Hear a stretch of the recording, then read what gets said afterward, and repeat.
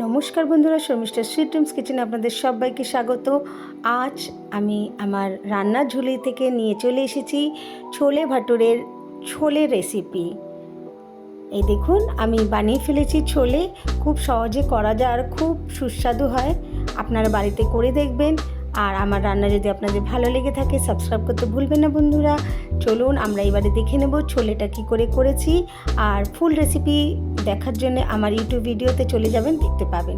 প্রথমে আমি কাবলি ছোলা ভিজিয়ে রেখেছিলাম 4 থেকে 5 ঘন্টা। তারপরে তার মধ্যে আমি সেদ্ধ করতে বসিয়ে দিলাম একটা আলু হাফ করে কেটে, তার সঙ্গে গোটা গরম মশলা দিলাম, স্টার, এলাচ, দারচিনি আর সামান্য লবণ, আর একটা টমেটো দিয়ে দিলাম, নুন আর হলুদ স্বাদ মতন দিয়ে আমি সেদ্ধ করে নিলাম। এইবারে আলুর হাফ অংশ আমার লেগেছে, কেন বড় আলু ছিল। তার সঙ্গে দিয়ে দিলাম অল্প একটু ছোলা, তার মানে হচ্ছে 2 থেকে 3 চামচ, আর তার সঙ্গে দিলাম 2 থেকে 3 চামচ দই। আমি একটা পেস্ট তৈরি করে রেখে দিয়েছি। এইদিকে তেলটা গরম হয়ে গেছে কড়ার মধ্যে, আর আমি দিয়ে ফেললাম পেঁয়াজ কুচি। একটু বেশি করে পেঁয়াজ কুচি দেবেন। এবার ভালো করে লাল করে ভেজে নেবেন। তার মধ্যে দিয়ে দিলাম আদা, হাফ চামচ আদা গ্রেট করে দিয়েছি। তার সঙ্গে দিয়ে দিলাম টমেটো 2টো গ্রেট করে। আমি এর মধ্যে রসুন ব্যবহার করিনি বন্ধুরা। এবার আমি দিয়ে দিলাম হাফ চামচ লঙ্কার গুঁড়ো, 1 চামচ কাশ্মীরি লঙ্কার গুঁড়ো, আর দিলাম ধনে গুঁড়ো হাফ চামচ। এবার ভালো করে কষে নেব সামান্য একটু জল দিয়ে। এই দেখুন আমার কষা হয়ে গেছে। খুব ভালো করে কষতে হবে। আর তারপরেই দিয়ে দেবো যেই পেস্টটা করে রেখেছিলাম কাবলি ছোলা, আলু আর দইয়ের, সেই পেস্টটা আমি দিয়ে দিলাম।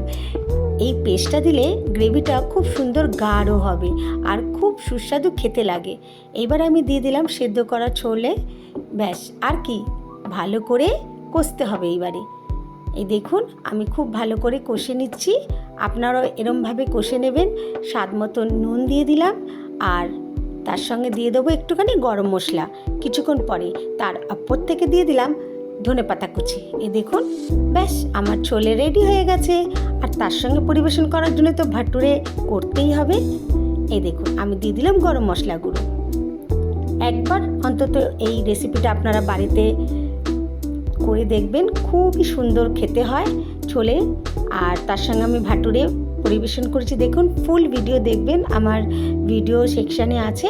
আপনারা যদি মন চায় তাহলে আপনারা প্লিজ ছোলে ভাটুরের রেসিপি আমি দিয়েছি, আপনারা দেখে নেবেন কেমন।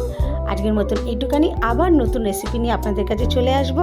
সুস্থ থাকবেন, ভালো থাকবেন, আর আমার তরফ থেকে প্রচুর প্রচুর ভালোবাসা রইল।